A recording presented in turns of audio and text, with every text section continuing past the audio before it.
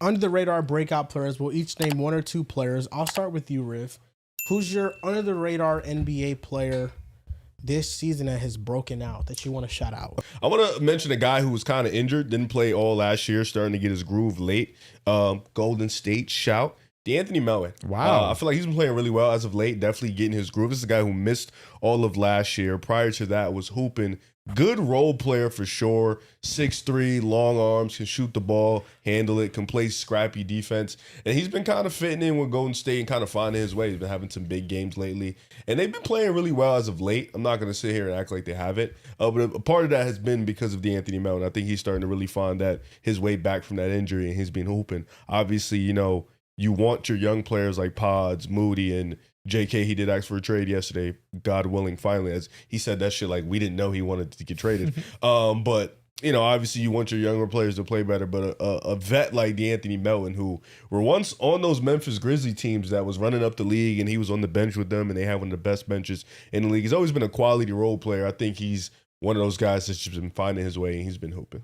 I'll throw Colin Gillespie out there. We talked about him a lot last basketball episode when we were talking about the Suns. Honestly, you could go down the Suns roster and probably just like close your eyes and pick somebody, because it's a lot of underrated guys or guys who weren't expecting and, been playing really well. Grayson Allen, Dylan Brooks, obviously, Mark Williams. But Gillespie is someone who was getting some but little burn with the Suns last year. This year he's getting starter minutes. He had 18 tonight. He's giving you 13-5 a night. Shooting 40% from 3 on 7 attempts.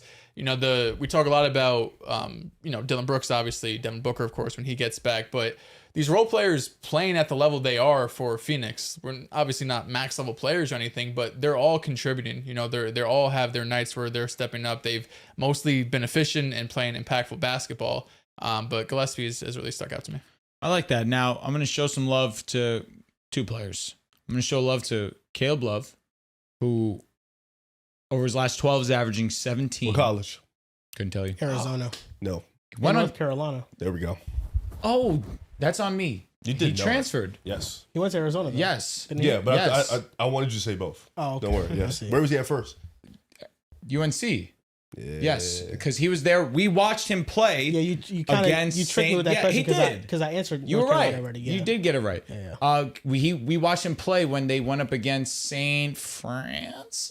I forget the name of the Jersey school. Who did we go and me see? when we watched the St. Duke game. Peter's. St. Peter's. No. That's on me. I didn't put enough thought into it, but I do know Funny, undrafted. You definitely knew. That's I the funny definitely part. did. I Yeah. didn't think about it because I'm locked in on what I wanted to say in terms of what he's been able to He's been good for do the on the Blazers. basketball court. Yeah. One of the better rookies in terms of three-point shooting, especially coming off the bench, averaging 17 in his last 12. That also has been primarily due to Drew Holiday's absence, but Denny Avdia missed the game, and he was actually able to start a game for them. He's been a good contributor for them. And obscure stat, but in terms of rookies for the Blazers, he has now tied Damian Lillard for most games with 20-plus points and 5 made threes. Sheesh. He's been on a heater for them, and it's good for him because he was a good player in college, went undrafted, and has shown his value in the NBA. And the last player I want to shout out, because again, when you talk about the San Antonio Spurs, you talk about De'Aaron Fox, you talk about Dylan Harper, and of course you talk about Victor Wembanyama, but you don't talk about.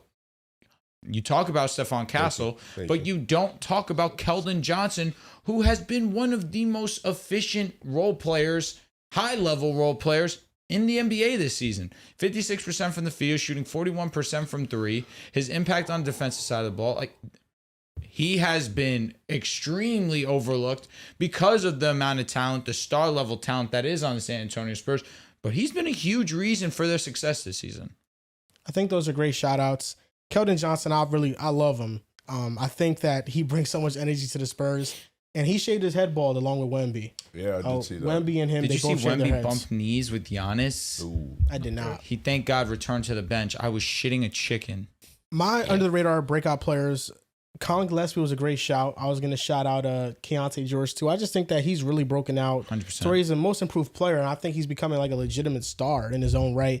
Payne Watson averaging 13 with the Nuggets, shooting 51% from the field and 40% from 3.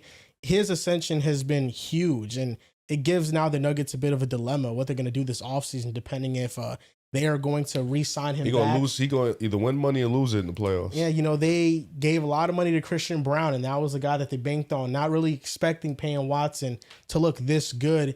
And then the last one I have is Anthony Black. I think he's just finally coming into his own. Good for you. Averaging 16, 4, and 4. Talk. He dunked on 4 people today. He did. I did see that That highlight. shit was Yeah. nuts. Can we be bro. honest? Was it 4?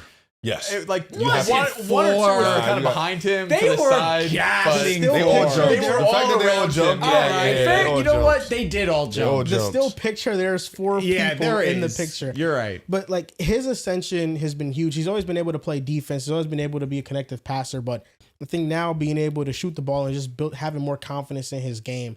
I really loved the way he played when he was in college with Jordan Walsh. Those teams were pretty awesome. I forget if it was with Nebraska that he played with or Arkansas.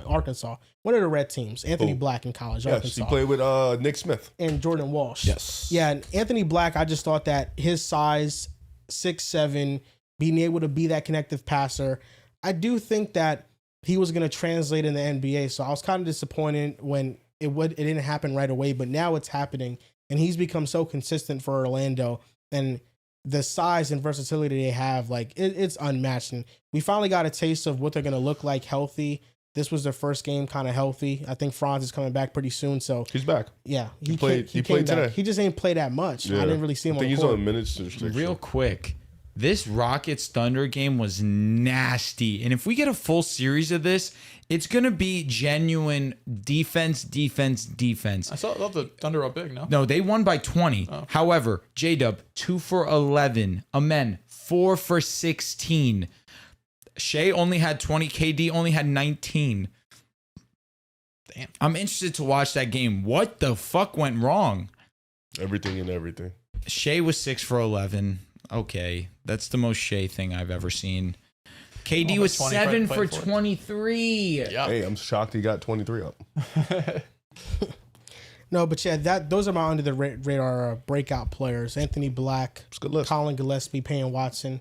Really, and Keontae Jordan's not under the radar, but he's playing like this. Yeah. Good list. I had Mamu on my list too. He's been playing. Mamu's Mamu, been yeah, he's cooking. playing really well. Seen Hall Nice. legend. Yeah, he's one of the best bench players in the league this year. Yeah, he's been getting. I'm happy he's been getting consistent playing time because I felt like when he was on the Spurs, he would play like at the end of the season or like in garbage time, obviously, and he always looked good and like he belonged. Obviously, just never got consistent playing time, and now with the Raptors, Good team to go to Yeah. get burned yeah, for sure. and show that you're actually capable of RJ hanging. Barrett's also been really good this year too.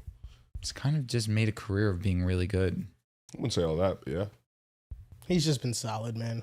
Solid player, He's Star just been J. solid. Star J. Yeah, should have saved the Knicks franchise. They're Kinda actually did. Toronto actually has a losing record when they shoot a high percentage from the 3-point line.